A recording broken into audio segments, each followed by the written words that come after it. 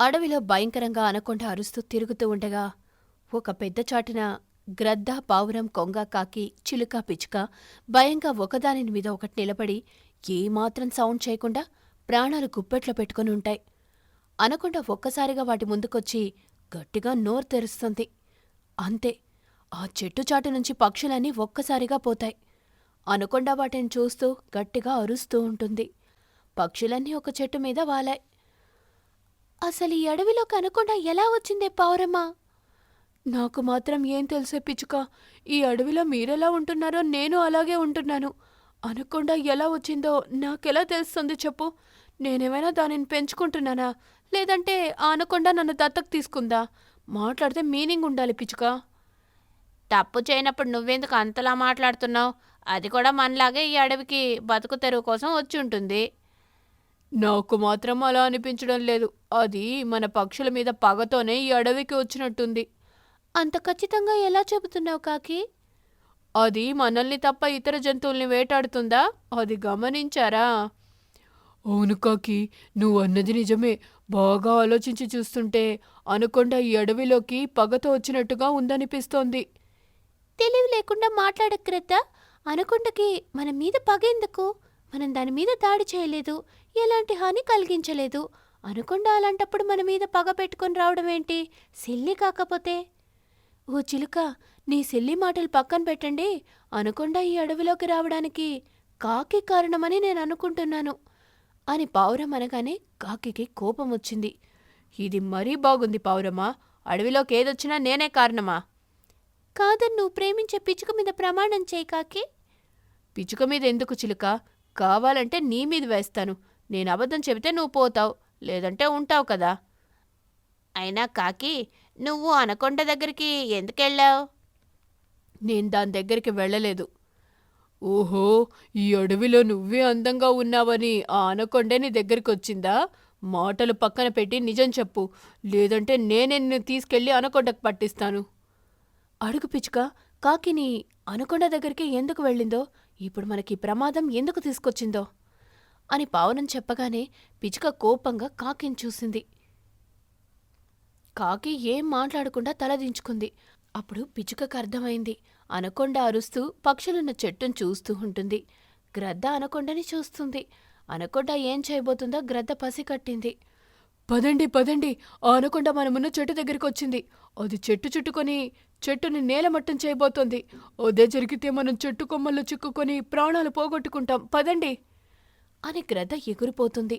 పిచ్చుక, పావురం, కొంగ, చిలుక, కాకి అన్నీ కలిసి కిందకి చూస్తాయి. చెట్టు కింద ఉన్న అనకొండ కనబడుతుంది. క్షణం కూడా ఆలస్యం చేయకుండా అన్ని పక్షులు కలిసి ఆ చెట్టు మీద నుంచి ఎగిరిపోతాయి. అది చూసి అనకొండ గట్టిగా అరుస్తుంది. పక్షులన్నీ ఎగురుతూ ముందుకు వెళుతూ, మనం ఎక్కడికి పోయినా అనకొండ మనల్ని వదిలిపెట్టేలా లేదు. నాకు అదే అనిపిస్తుంది పావురమ్మ. కానీ మనల్ని మనం కాపాడుకోవడానికి పరుగు తప్పదు కదా. ఒక పని చేద్దామా పిచ్చుక? ఏమిటో చెప్పుకోంగా. ఎవరింటికి వాళ్ళు వెళ్ళుంటే? అదింకా ప్రమాదం కదా కొంగ. అనకుండా ఇదే మంచి అవకాశమని నెమ్మదిగా దాడి చేస్తుంది, తినేస్తుంది. అప్పుడందరం చనిపోతాం. పిచ్చుక, కొంగ ఉద్దేశం అది కాదు. కాకి తప్పు చేసింది కాబట్టి అనకొండ మనల్ని వదిలిపెట్టి కాకి మీద దాడి చేసి కాకిని తినేస్తుందని, మనల్ని వదిలిపెడుతుందని. అంతేనా కొంగ? అవును చిలక, నువ్వు కరెక్ట్గా చెప్పావు. కాకి తప్పు చేసింది, అనకొండతో పెట్టుకుంది. అందుకే అనకొండ ఇప్పుడు మనల్ని ఇలా వెంటాడుతోంది అని చెప్పగానే కాకి భయపడింది. ఏడుపు గొంతుతో, వద్దు, నేను ఇంటికి వెళ్ళను. అనకొండకు దొరకను. ఎక్కడికైనా పారిపోతాను. నువ్వెక్కడికి పోయినా అనకొండ వదిలిపెట్టదు. ఒక్కరోజు లేటైనా ఖచ్చితంగా వస్తుంది, చంపేస్తుంది. అసలు కాకి ఏం జరిగింది చెప్పడం లేదు కదా. నేనేమీ అనకొండ మీద దాడి చేయలేదు. ఆహారం కోసం తిరుగుతూ ఉండగా ఒకచోట గుడ్లు కనిపించాయి. ఆశ కలిగింది, తిందామని వెళ్ళాను. ఒక గుడ్డు మీద వాలాను. ఆ గుడ్డు ముక్కుతో కొడుతుండగా అనకొండ వచ్చింది. నన్ను చూసి గట్టిగా అరిచింది. అంతే, నేనక్కడి నుంచి ఎగిరిపోయాను. అంతే. అప్పుడు చూసింది పగపట్టింది. ఇప్పుడు దాడి చేయడానికి వచ్చింది. నీతో పాటు మా అందరి ప్రాణాలకి ముప్పు వచ్చింది. నువ్వెళ్ళి నీ ఇంట్లో ఉండు. అనకొండ నీకోసం వచ్చిందా లేదా అన్నది తెలుస్తుంది. నేను మిమ్మల్ని వదిలిపెట్టి ఎక్కడికి పోను. తెలిసి తెలియక కాకి తప్పు చేసింది. కాకిని అనకొండ నుంచి కాపాడుకుందామా, లేదంటే మన దారిన మనం చూసుకుందామా? కాపాడుదాం. అలా చూస్తూ అనకొండకి ఆహారం చేయలేం కదా. అవును పిచ్చుక, మనలో మనకు ఎన్ని ఉన్నా కాకిని మనం కాపాడుకోవాలి. మన మధ్యలో ఐక్యత లేకపోతే ఎలా చెప్పు? ఇదే అనకొండ తిరిగి మన మీద కూడా దాడి చేసే అవకాశం ఉంది. అయితే నేను చెప్పేది అందరూ జాగ్రత్తగా వినండి. అనకొండ అడవిలో ఉన్నంత వరకు మనకి ప్రాణభయం తప్పదు. ఏ క్షణం ఎప్పుడు అనకొండ దాడి చేస్తుందోననే భయంతో మనం సరిగ్గా తినలేం, సంతోషంగా ఉండలేం. అవును పిచ్చుక, ఇంతకీ ఏం చేద్దామో అది చెప్పు. మనమందరం ఒక మాట మీద ఉండాలి. ఒక పని చేయాలి. అప్పుడే మనం అనకొండని ముప్పు పెట్టి మనం హాయిగా ఉండగలం. అనకొండని ముప్పు పెడతావా? ఎలా పిచ్చుక? మన వల్ల సాధ్యమవుతుందా? మనం తలుచుకుంటే ఖచ్చితంగా అవుతుంది కొంగ. అందరం ఒక మాట మీద ఉంటే ఖచ్చితంగా అవుతుంది అని పిచ్చుక చెబుతూ ఉండగా అన్ని పక్షులు అలా గాల్లో ఎగురుతూ ముందుకు వెళ్తుంటాయి. అనకుండా వాటిని చూస్తూ అరుస్తూ వెళ్తుంది. కాకి, నువ్వెళ్ళి నీ ఇంట్లో ఉండు. నీ ఇంటి మీద పెట్రోల్ పోస్తాం. మేమా నీ ఇంటికి చుట్టుపక్కల ఉంటాం. తలుపు తీసిపెట్టు. అనకుండా లోపలికి వస్తే నువ్వు కిటికీలో నుంచి బయటకొచ్చేయ్. గ్రద్ద, నువ్వు కిటికీ తలుపు వేయాలి. అది ఇంట్లోకి రాగానే నేను కొంగ తలుపు మూసేస్తాం. చిలుక నీ ఇంటిని అంటి పెడుతుంది అని చెప్పగానే కాకి సంతోషపడుతూ, ఆ మంటల్లో అనకుండా చనిపోతుంది. అప్పుడు మనం హాయిగా ఉండొచ్చు కదా. అందరికీ అర్థమైంది కదా. కాకి, నువ్వు నీ ఇంటికి వెళ్ళు అని చెప్పగానే కాకి తన ఇంటికి వెళ్ళింది. అనకుండా అది చూసింది. పక్షులు పెట్రోల్ పోసాయి. కాకి ఇంట్లో భయంగా ఉంటుంది. అనకుండా లోపలికొచ్చింది. అంతే, పిచ్చుక చిలుక తలుపు వేశాయి. అనకుండా కాకిని తినడానికి వస్తుండగా కాకి కిటికీలో నుంచి వెళ్ళిపోతుంది. కాకి గ్రద్ద కలిసి కిటికీ తలుపు మూసేశాయి. కొంగ నిప్పు పెట్టింది. ఇల్లు కాలుతూ ఉండగా అనకొండ అరుస్తూ ఉంటుంది. పక్షులన్నీ సంతోషపడతాయి. అడవిలో అందంగా ఇల్లులు కట్టుకొని కలిసిమెలిసి ఉంటున్న లక్ష్మీ పిచ్చుక, మీనా చిలుక, ఆకాష్ కాకి, వాసుకి కొంగ, సురేష్ గ్రద్ద, రాధాపౌరం అనే పక్షులు శీతాకాలం సమావేశం ఏర్పాటు చేసుకున్నాయి ఒక చెట్టు మీద. మనకు నీళ్ళ కష్టాలు మొదలయ్యాయి. అవునే, అడవిలో ఎక్కడ చూసినా ఎండిపోయిన కుంటలు, వాగులు, చెరువు, సెలయేర్లే కనబడుతున్నాయి. కానీ నీటి చుక్క, నీళ్ల జాడ కనపట్టం లేదు. మరి మన దాహం తీరేది ఎలాగా? ఏముంది, తలో దిక్కున వెళ్ళి నీళ్ళెక్కడున్నాయో చూసి రావాలి. ఏ దిక్కున ఎక్కువగా ఉంటే ఆ దిక్కుకు వెళ్ళి జీవించాలి. ఇదొక్కటే మన ముందున్న మార్గం. ఆలోచిస్తే సురేష్ గారు చెప్పింది చూస్తే బాగుంటుంది. నువ్వేమంటావే మీనా? నాకు మాటలు రావడం లేదే. లక్ష్మి మీద చాలా కోపంగా ఉన్నాను. నా మీద కోపంగా ఉన్నావా? ఎందుకు? ఎందుకో నీకు తెలీదా? ఇది మరీ బాగుంది. నువ్వెందుకు నా మీద కోపంగా ఉన్నావో నాకెలా తెలుస్తుంది మీనా? అవునులే, నీకెలా తెలుస్తుంది? ఫ్రెండ్స్గా ఉన్నప్పుడు అందరితో కలిసిమెలిసి నవ్వుతూ నవ్విస్తూ ఉన్నావు. అప్పుడైతే మా అందరికీ నిన్ను పెద్ద దిక్కును చేశామో అప్పుడే నీ భాగోతం బయటపడింది. చూడవే, మనసులో ఏదో పెట్టుకొని ఏదో మాట్లాడకు. ఏదైనా అనాలంటే అను, చెప్పాలనుకుంటే చెప్పు. ఇలా కోపంగా ఉన్నాను, భాగోతం బయటపడిందని మాట్లాడటం ఎందుకు చెప్పు? అవునే మీనా, ఇప్పుడు నీ కోపం వచ్చేలా లక్ష్మి ఏం చేసిందే అని ఆకాష్ కాకి అనగానే మీనా చిలుకకు మరింత కోపం వచ్చింది. నువ్వొకడివి, ముందు వెనక ఏం ఆలోచన లేకుండా దానికి సపోర్ట్గా ఉంటావు, అండగా నిలబడతావు అని గట్టిగా అంటుంది. ఏమీ చిలుక, లక్ష్మి మీద మాకెవ్వరికీ రాని కోపం నీకొస్తుందంటే ఏదో జరగరాందే జరిగింది. అది నీ పర్సనల్ అయితే నువ్వు మేం లేనప్పుడు మాట్లాడు. అప్పుడు నీకు ఎలా తిట్టాలనిపిస్తే అలా తిట్టు. నేనేం వద్దని చెప్పను. అసలు నీకు నాకు వ్యక్తిగతంగా ఏం గొడవలున్నాయే? వ్యక్తిగతంగా కాదే. అయితే నీ కోపం నాకర్థమైందిలేవే. ఎండలు ఇంతలా ఉన్నాయి, అన్నింటిలో ముద్దు చూపుతూ ఉండే నువ్వు నీళ్ళ విషయంలో ఎందుకు లేవనే కదా. అవునే వాసుకి, ఆ విషయంలోనే నాకు కోపంగా ఉంది. లక్ష్మిని కొట్టాలనే కసి కూడా ఉంది. ఇందులో దాని తప్పేమీ లేదే. లక్ష్మి చెప్పిన మాట ఎవరం వినలేదు. కానీ అది చేసిన కొద్దిపాటి ముందు చూపుతోనే మనం ఇంతకాలం నీళ్లు తాగుతూ వచ్చాం. ఇప్పుడు తన దగ్గర కూడా నీళ్లు లేవు. అందుకే మనకు నీళ్ల కష్టాలు మొదలయ్యాయి అని చెప్పగానే మీనా చిలుక కోపం తగ్గించుకొని తనలో తను, వీడేంటి నా దగ్గరకు వచ్చి లక్ష్మికి సరైన ముందు చూపు లేదని, ఉంటే ఈ నీళ్ల కష్టాలు వచ్చేటివి కావని నన్ను రెచ్చగొట్టాడు. ఇప్పుడేమో ఇలా వాటికి ఫేవర్గా మాట్లాడుతూ నన్ను దోషం చేస్తున్నాడు. వీడు నాకు అర్థం కాడు అని అనుకుని పైకి మాత్రం, నా ఉద్దేశం, నా కోపం మరింతగా నీళ్ల గురించి ముందు చూపు ఉండాల్సిందని, అంతే అని కవర్ చేసింది మీనా చిలుక. ఆ మాట విని అన్ని పక్షులు కుదుటపడ్డాయి. సరే పదండి, తలో దిక్కుకు వెళ్ళి నీళ్ల కోసం వెతుకుతాం అని చెప్పగానే అన్ని పక్షులు ఆ చెట్టు మీద నుంచి కదిలాయి. లక్ష్మి పిచ్చుక కుండ పట్టుకుంది, ఆకాష్ కాకి బకెట్ పట్టుకున్నాడు, మీనా చిలుక బిందె, రాధాపావురం వాటర్ టిన్, సురేష్ గ్రద్ద మాత్రం జగ్గు పట్టుకుంది. ఇలా ప్రతి ఒక్క పక్షి ఏదో ఒకటి పట్టుకుని అడవిలో తలో దిక్కుకు వెళ్తూ ఉంటాయి. ఎక్కడ నీళ్ల చుక్క కానీ నీళ్ల జాడ కానీ కనపడలేదు. తిరిగి తిరిగి అలసిపోయి సాయంత్రం అవుతుండగా పట్టుకున్న సామాన్లతో మళ్లీ చెట్టు దగ్గరికి వచ్చాయి. అప్పుడు వాటికి నీళ్లతో ఉన్న ఒక గోళం కనపడింది. పక్షులన్నీ సంతోషపడ్డాయి. నీళ్లు నాకని గొడవ పెట్టుకోవడం, ఒకరినొకరు తిట్టుకోవడం, కొట్టుకోవడం మొదలుపెట్టాయి. అప్పుడు సురేష్ క్రతకి ఒక దురాలోచన కలిగింది. ఆ నీళ్లని తను సొంతం చేసుకోవాలని అనుకున్నాడు. కోపంగా, చాలే ఆపండి, మనం స్నేహితులమనే విషయం మర్చిపోయారు. ఇప్పుడు నేను చెబుతున్నాను వినండి. నెత్తిన రాళ్లను పెట్టుకుని గోళం చుట్టూ నిలబడదాం. ఎవరు చివరి వరకు ఉంటారో వాళ్లే గెలిచినట్టు. వాళ్ళు దయతలిచి నీళ్ళిస్తే తాగాలి, లేదంటే లేదు. ఏమంటారు అని గట్టిగా అంటాడు. సురేష్ కృత చెప్పిన దానికి ఒప్పుకోలేకపోతే ఒంటరిగా దొరికినప్పుడు వేటాడి తినేస్తాడని అక్కడ ఉన్న ప్రతి పక్షికి తెలుసు. అందుకని ఏది అంతగా నోరు తెరవలేదు. ఓడిపోయి ఎక్కడికో ఒక చోటుకు పోయి ఏదో విధంగా బతకొచ్చని ఒప్పుకుంటాయి. తలల మీద చిన్నపాటి రాళ్లను పెట్టుకుని గోళం మీద గోళం చుట్టూ నిలబడతాయి. పైన మండుతున్న ఎండ, నెత్తిన కాలుతున్న బండ. సమయం అలా గడిచిపోతూ ఉంటుంది. సురేష్ గ్రద్ద మీనా చిలుకను చూసి కన్ను కొడతాడు. దాన్ని అర్థం చేసుకున్న మీనా చిలుక, ఇక నా వల్ల కాదు, నేను డ్రాప్ అవుతున్నాను అని చెప్పి అక్కడి నుంచి వెళ్ళిపోతుంది. అలా అలా సమయం గడుస్తున్న కొద్దీ ఒక్కొక్క పక్షి గోళం మీద నుంచి ఎగిరిపోతుంటాయి. ఎండకు గోళంలోని నీళ్లు కూడా ఆవిరవుతుంటాయి. చివరకు గోళం మీద సురేష్ గ్రద్ద మాత్రమే ఉంటుంది. సురేష్ గ్రద్ద బరువుకి ఆవిరవ్వగా మిగిలిన కొన్ని నీళ్లతో ఉన్న గోళం ఒక పక్క ఒలికింది. అంతే, నీళ్లు మొత్తం భూమి మీద పడ్డాయి. నీళ్ల కోసం అల్లాడుతున్న నేలతల్లి ఈ నీళ్లు ఇలా పడగానే అలా పీల్చేసుకుంది. దాంతో కన్నీళ్లతో నిరాశగా అక్కడి నుంచి వెళ్ళిపోయింది. స్కూలుకు వెళ్లనని ఏడుస్తున్న కూతురు కీర్తి పిచ్చుకని దగ్గరికి తీసుకుని ప్రేమగా అడుగుతుంది తల్లి కావ్య పిచ్చుక. ముందుగా నువ్వు ఏడవకు తల్లి, ఏడు పాపు, స్కూలుకు వెళ్ళొద్దులే అని చెప్పగానే కీర్తి పిచ్చుక ఏడు పాపేసి కన్నీళ్లు తుడుచుకుంది. ఇప్పుడు చెప్పు తల్లి, ఎందుకు స్కూలుకు వెళ్ళనని అంటున్నావు? స్కూల్లో ఎవరైనా నిన్ను ఏమైనా అంటున్నారా? అది మమ్మీ. భయపడకుండా నాకు చెప్పు తల్లి, నేను అమ్మని. నా దగ్గర నువ్వు అన్ని విషయాలు చెప్పుకోవచ్చు. నన్ను చూసి భయపడొద్దు.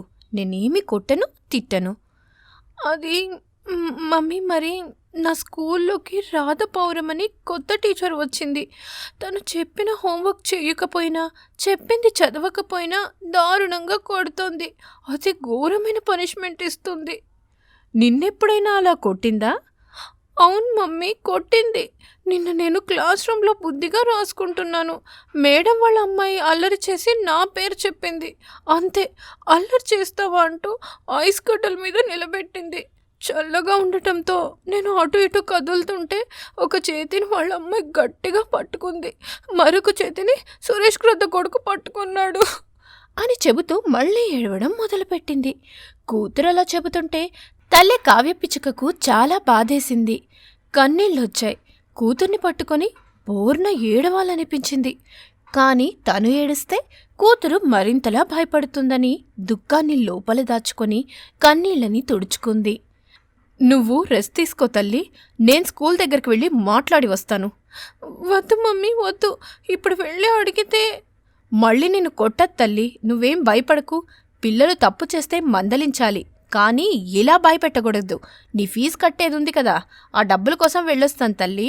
డబ్బులు వచ్చాక మనం స్కూల్ దగ్గరికి వెళ్దాం అని చెప్పి ఇంట్లో నుంచి వెళ్ళిపోతుంది. మరొక చెట్టు మీద ఉన్న ఆకాష్ కాకి ఇల్లు అది. కూతురు నవ్యకాకి స్కూలుకు వెళ్ళనని ఏడుస్తుంటే, ఇలా చూడు బిడ్డ, స్కూలుకు పోనని ఏడుస్తున్నావు, బాగానే ఉంది. కానీ ఎందుకు పోవో కూడా చెప్పు తల్లి. స్కూల్లో నిన్ను ఏమైనా అన్నారా? డబ్బులు కట్టడం లేదని కొట్టారా? చెప్పు బిడ్డ. నన్నెవ్వరూ కొట్టలేదు నాన్న. పాపం కీర్తి పిచ్చుకనే, మా రాధపావురం టీచర్ తన కూతురు చేసిన అల్లరికి కీర్తి పిచ్చుకను దారుణంగా శిక్షించింది. కాదని ఎంత చెప్పినా వినలేదు. దారుణంగా అంటే రాయలేకుండా చేతుల మీద కొట్టిందా, నడవలేకుండా కాళ్ళ మీద కొట్టిందా? ఈ రెండు కాకుండా ఎగరలేకుండా రెక్కల మీద కొట్టిందా? అంతలా ఎక్కడ కొట్టింది బిడ్డా? కొట్టుడు కాదు నాన్న, ఐస్ కట్టెల మీద చాలాసేపు నిలబెట్టేసింది. పాపం కీర్తి పిచ్చుక ఎంత ఏడ్చినా వదిలిపెట్టలేదు నాన్న. మా పావురం టీచర్ తన కూతురు చెప్పిందే వింటుంది, కానీ మేము చెప్పింది వినదు నాన్న అని చెబుతుండగా కావ్య పిచ్చుక ఆకాష్ కాకి ఇంటికి వచ్చింది. అన్నయ్య ఉన్నావా? ఉన్నాను చెల్లి అంటూ ఆకాష్ కాకి బయటకొచ్చింది. అన్నా, డబ్బులు అడిగాను కదా, అవి ఇస్తావా అన్నా? ఇస్తాను చెల్లి. ఇప్పుడు కీర్తి పిచ్చుక ఎలా ఉందమ్మా? స్కూలుకు పోనని ఏడుస్తుందన్నా. నవ్యకాకి కూడా స్కూలుకు పోనని ఏడుస్తోంది. మొన్న క్లాస్ రూంలో కీర్తి పిచ్చుకను శిక్షిస్తుంటే చూసింది కదా, భయపడింది. అదే అన్నయ్య, నువ్వు డబ్బులిస్తే తీసుకొని వెళ్ళి స్కూల్ ప్రిన్సిపల్ మేడం ఉంటుంది కదా, గట్టిగా మాట్లాడతాను. నువ్వు కూడా వస్తావా అన్నయ్య? మనమిద్దరమే వెళితే ఏం బాగుంటుంది చెల్లి. మనతో పాటు మీన చిలుకని, వాసుకి కొంగను కూడా తీసుకెళ్దాం. వాళ్ళు రారన్నయ్య, దెబ్బ తగిలింది నా బిడ్డకు కదా. అయితే మనమే పోదాం. ఉండు చెల్లి, డబ్బులు తీసుకొస్తాను అని చెప్పి ఆకాష్ కాకి ఇంట్లోకి వెళ్ళి డబ్బులు తీసుకొని వచ్చి కావ్య పిచ్చుకకు ఇచ్చాడు. ఆ డబ్బులు తీసుకొని కావ్య పిచ్చుక అక్కడి నుంచి బయలుదేరింది. గంట గడిచిన తర్వాత స్కూల్ ప్రిన్సిపల్ ముసలి శారద చిలుక ముందు కావ్య పిచ్చుక ఆకాష్ కాకి తమ కూతుర్లతో ఉన్నారు. అలా జరిగిందా? లేదండి, ఇంత దారుణం జరుగుతున్నప్పుడు నాకు తెలుస్తుంది కదా, నా దృష్టికే రాలేదు. మా పిల్లలు అబద్ధం చెప్పరు కదా మేడం. ఆ క్లాస్ రూమ్లో సీసీ కెమెరా ఉంది కదా మేడం, అందులో చూడండి, తెలుస్తుంది కదా అని చెప్పగానే ఒక్క నిమిషం అని చెప్పి తన ముందున్న కంప్యూటర్లో సీసీ కెమెరా ఓపెన్ చేసి చూస్తుంది. అందులో రాధపావురం కూతురు అల్లరి చేస్తున్నట్టు ఉంటుంది. కానీ టీచర్ రాధపావురం మాత్రం కీర్తి పిచ్చుకకు శిక్ష వేస్తుంది. దాంతో కావ్య పిచ్చుక ఆకాష్ కాకి రెచ్చిపోతారు. శారదా చిలుకతో గొడవకి దిగుతారు. ఉండండి, గొడవ చేయొద్దు, మిగతా పిల్లలు డిస్టర్బ్ అవుతారు, నేను మాట్లాడతాను కదా అని చెప్పి తన సెల్ తీసుకొని టీచర్ రాధాపావురానికి ఫోన్ చేసి, రాధా టీచర్, నా గదికి రండి అని చెప్పి ఫోన్ పెట్టేస్తుంది. రాధపావురం మా గదికి వస్తుంది. అక్కడ కీర్తి పిచ్చుకను నవ్యకాకిని వాళ్ళ పేరెంట్స్ని చూడగానే రాధపావురానికి విషయం అర్థమైంది. కోపంగా గట్టిగా, క్లాస్ రూమ్లో అల్లరి చేసిన చాలక మీ అమ్మని తీసుకొచ్చావా అని అంటుంది. కీర్తి పిచ్చుక నవ్యకాకి భయపడిపోతారు. అంతే, కావ్య పిచ్చుకకి చాలా కోపం వస్తుంది. అంతే, రాధపావురాన్ని బాగా కొడుతుంది. మేడం, ఆ సీసీ చూపించండి, ఎవరు తప్పు చేశారో తెలుస్తుంది అని చెప్పగానే శారద చిలుక సీసీ కెమెరాని చూపిస్తుంది. రాధపావురం చూస్తుంది. తన కూతురే అల్లరి చేస్తున్నట్టుగా కనపడుతుంది. అంతే, రాధ వాళ్ల నుంచి తప్పించుకొని పారిపోతుంది. కావ్య పిచ్చుక ఆకాష్ కాకి ఎలాంటి స్కూల్ ఫీజు కట్టకుండా తమ పిల్లలకు ఉచితంగా చదువు చెప్పుకునేలా మాట్లాడుకొని వెళ్ళిపోతాయి. నేరేడు పళ్ల చెట్టు మీద వాలిన పావురం దంపతులు అయిష్టంగా ముఖాలు పెట్టుకుని కోపంగా మాట్లాడుకుంటున్నాయి. ఇదిగో, ఇలా ఎక్కడికి వెళ్లలేని పరిస్థితి వస్తుందనే నేను ఆ రోజున ఈ నేరేడు పళ్ళ చెట్టును కొట్టేస్తానని చెప్పింది. నువ్వు విన్నావా? వినలేదు. ఆయన నా మాట ఎప్పుడు విన్నావు గనుక. ఎప్పుడు చూడు ఈ నేరేడు పళ్ళ చెట్టుకు నరికేస్తానని, ముక్కలు ముక్కలుగా చెక్కలు చేసి అమ్మేస్తానని అంటున్నారు కదా, ఈ చెట్టు మనం చేసిన సహాయం మీకు గుర్తుకు రావడం లేదా? ఓహో, ఇప్పుడు ఈ నేరేడు పళ్ళ చెట్టు చేసిన సహాయం గురించి అడుగుతున్నావు, కానీ నేను ఈ చెట్టుకు చేసిన సేవ గురించి ఎందుకు మాట్లాడడం లేదు మరి? ఏమిటి, మీరీ నేరేడు పళ్ళ చెట్టుకు సేవ చేశారా? ఏం చేశారు? ఒక్కనాడైనా బకెట్ నీళ్ళు పోసారా? లేకపోతే ఈ ఎరువు చాలా మంచిది, నేరేడు పళ్ళని బాగా కాస్తుందని చెప్పి ఏదైనా ఎరువు తీసుకొచ్చి వేశారా? అంతెందుకు, చెట్టు చుట్టూ పిచ్చి మొక్కలు పెరిగితే వాటిని తొలగించారా? లేదు కదా. మరి ఏ విధంగా సేవ చేశానని అంటున్నారు? ఇప్పుడేంటి రాధా, నాతో గొడవ పెట్టుకోవాలని డిసైడ్ అయ్యావు అంతే కదా. కానీ నేను నీతో గొడవ పెట్టుకోవడానికి రెడీగా లేను. అవతల చనిపోయింది దూర బంధువు కాదు రాధా, మనకు చాలా దగ్గర చుట్టరికం, నాకు మామయ్య అవుతాడు. ఆ విషయం నాకు తెలీదా చెప్పండి? కానీ నేను చెప్పే విషయమే మీకు అర్థం కావడం లేదు. కనీసం అర్థం చేసుకునే ప్రయత్నం కూడా చేయలేకపోతున్నారు. ఇలా వాదన మాత్రం మొదలు పెడతారు. ఏమైనా అంటే నేనే గొడవ పెట్టుకోవాలని చూస్తున్నట్టుగా మాట్లాడతారు. సరే రాధా, తప్పు నాదని ఒప్పుకుంటున్నాను. ఈ నేరేడు పళ్ళ చెట్టు మనకి ఎంతో మేలు చేసిందని కూడా ఒప్పుకుంటున్నాను. ఇప్పుడు మనకు చావు విషయం తెలిసింది కదా, ఇద్దరం వెళ్లాల్సిన పరిస్థితి వచ్చింది కదా. వచ్చిందండి, రాలేదని నేను అనడం లేదు కదా.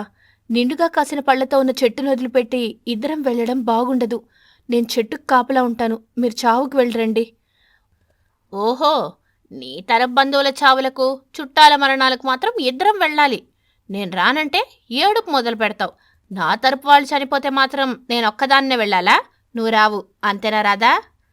రావాలని నాకున్నా రాలేని పరిస్థితి మంది, అర్థం చేసుకొని వెళ్ళాలి అని పావురాల దంపతుల మాట యుద్ధం చేస్తుండగా పేద పిచుక తన ఇద్దరి పిల్లలతో వచ్చి ఆ చెట్టు మీద వాలింది. పావురాల జంట పిచుకను చూసింది. ఎవరమ్మా నువ్వు? ఇలా ఎందుకొచ్చావు? అయ్యా, నా పేరు కావ్య. వీళ్ళు నా పిల్లలు. చాలా పేదవాళ్ళం. ఏదైనా పని ఉంటే ఇప్పించండి బాబు. పిల్లల ముఖం చూసి కరుణ, జాలి, దయ చూపించండి తల్లి. మా దగ్గర ఎలాంటి పనులు లేవు. వెళ్ళమ్మా, కావాలంటే నీ పిల్లల కోసం కాసిన్ని పళ్ళు తీసుకెళ్ళు. దానం ధర్మం వద్దు బాబు గారు. ఏదైనా పని ఇప్పించండి, ఆ పని చేస్తాను. అప్పుడు మీరు ఆ పనికి తగిన డబ్బులిచ్చినా తీసుకుంటాను, పళ్ళిచ్చినా తీసుకుంటాను అని బతిమాలింది. పావురం దంపతుల ఆలోచన చూసుకొని గుసగుసగా మాట్లాడుకుంటాయి. ఒక నిర్ణయానికొచ్చాయి. ఇలా చూడు కావ్య, నువ్వు ఇంతలా పని కావాలని పని ఇవ్వండని బతిమాలుతున్నావు కాబట్టి నిన్ను నమ్మి నీకొక పని అప్పగిస్తున్నాం. చాలా జాగ్రత్తగా చేయాలి, తెలివిగా ఉండాలి, బుద్ధితో దెబ్బ కొట్టాలి అని చెప్పగానే కావ్య పిచ్చుక సంతోషపడింది. తప్పకుండా మీరు చెప్పినట్టు చేస్తానమ్మగారు. ఏం పని చెయ్యాలి? మేము ఊరికి పోతున్నాం. 3 రోజుల వరకు రావడం వీలు కాదు. అందుకని నువ్వు ఈ నేరేడు పళ్ళ కాపలా ఉండాలి. ఈ అడవిలో ఒక దొంగ కాకుంది. అదెప్పుడు మన చెట్టు పక్కల తిరుగుతూ ఉంటుంది. దాని చూపెప్పుడు మన చెట్టు పళ్ళ మీదే ఉంటుంది అని చెబుతుంటే కావ్య పిచ్చుక వింటూ ఉంటుంది. మేం తిరిగి వచ్చేసరికి ఈ నేరేడు పళ్ళని జాగ్రత్తగా కాపలా కాయాలి. అది నీ వల్ల అవుతుందా? అమ్మగారు, మీరు ధైర్యంగా జాగ్రత్తగా వెళ్ళి మీ కార్యక్రమం చూసుకొని రండి. ఒక దొంగ కాకి కాదు కదా, తన దొంగల కుటుంబంతో చుట్టాలతో వచ్చిన ఒక నేరేడు పండు కూడా దొంగతనం తీసుకెళ్లలేరు అని దృఢ నమ్మకంతో చెప్పింది. కావ్య పిచ్చుకకి అర్థం కాని విషయం ఏమిటంటే, కొంచెం దూరంలో ఉన్న గుబురు చెట్టు మీద ఉన్న ఆకాష్ కాకి తనను చూస్తుందని. ఆకాష్ కాకి వెటకారంగా నవ్వుతూ, మీరెన్ని జాగ్రత్తలు తీసుకున్నా నా దొంగతనాన్ని మాత్రం ఆపలేరు. ఎవరొచ్చినా అడ్డుకోలేరు. ఎలాగైనా ఈరోజు రాత్రి నేరేడు పళ్ళని దొంగలిస్తాను, నేను ఫిక్స్ అయ్యాను అని అనుకుంటూ ఉంటుంది. నేరేడు పళ్ళు చెట్టు దగ్గర మాత్రం, మీరు జాగ్రత్తగా వెళ్ళిరండి, నేను ఏ దొంగతనం జరగకుండా చూసుకుంటాను కదా. కాకపోతే అమ్మగారు, ఇప్పుడు నేను పనిలో చేరాను కాబట్టి నా పిల్లల కోసం కొన్ని పళ్ళని మీరే ఇవ్వండి. సరే అని చెప్పి కొన్ని నేరేడు పళ్ళనిచ్చి పావురాల దంపతులు అక్కడి నుంచి వెళ్ళిపోతాయి. కావ్య పిచ్చుక పిల్లలు నేరేడు పళ్ళని తింటుంటే కావ్య పిచ్చుక కర్ర పట్టుకుని ఆ చెట్టు తిరుగుతూ కాపలా కాస్తూ ఉంటుంది. ఆ రోజు రాత్రి నేరేడు పళ్ళ చెట్టు ముందు చలిమంట వేసుకొని తన పిల్లలను పడుకోబెట్టింది కావ్య పిచ్చుక. ఇప్పుడు ఆ దొంగ కాకి పని పట్టాలి అని అనుకుని నేరేడు చెట్టుకు ఒక చోట పళ్ళు బాగా కనపడేలా ఒక చిన్న లైట్ పెడుతుంది కావ్య పిచ్చుక. దిక్కులు చూస్తుంది. ఎక్కడా దొంగ కాకి కనపడలేదు. వెంటనే చలిమంట దగ్గరికి వచ్చింది. తన పిల్లలతో కలిసి పడుకున్నట్టుగా నటిస్తుంది. ఒక చెట్టు మీద వాలిన ఆకాష్ కాకి మాత్రం వెలుగుతున్న చిన్న లైట్ని అదోలా చూస్తూ, ఎప్పుడూ లేనిది ఈరోజు నేరేడు పళ్ళ చెట్టు దగ్గర లైట్ వెలుగుతోంది. ఇందులో ఏదో మతలబ్బుంది. బాగా ఆలోచన చేసి నిర్ణయం తీసుకోవాలి అని ఆలోచన చేస్తూ ఉంటుంది. ఓ అర్ధరాత్రి వేళ ఆకాష్ కాకి లైట్ దగ్గరకు వచ్చి అక్కడ ఏదో ఉందన్న అనుమానంతో పరీక్షగా చూస్తుండగా మెలకువగా ఉన్న కావ్య పిచ్చుక ఇదే మంచి సమయం అనుకుని ఒక పంజరం తీసుకెళ్లి దొంగ ఆకాష్ కాకిని బంధిస్తుంది. ఆ దొంగ ఆకాష్ కాకి తన భర్త అని తెలుసుకుని బాధపడింది. నన్ను పిల్లల్ని వదిలిపెట్టి జల్సా కోసం వచ్చి ఇలా దొంగతనాలు చేయడం మొదలుపెట్టారా? నన్ను వదిలిపెట్టు కావ్య, నేను మళ్ళీ దొంగతనం చెయ్యను. మీరెన్ని మాటలు చెప్పినా నేను వినను, నమ్మను అని చెప్పి 3 రోజులు పంజరంలో ఏం పెట్టకుండా బంధించింది. 4వ రోజున పావురాల దంపతులు వచ్చి కావ్య పిచ్చుక చేసిన పనికి మెచ్చుకుంటాయి. వాటి దగ్గరే ఉండటానికి ఒక ఇంటినిస్తాయి. దొంగ కాకి బుద్ధి చెప్పాలని అన్ని పనులు చేయిస్తూ ఉంటాయి.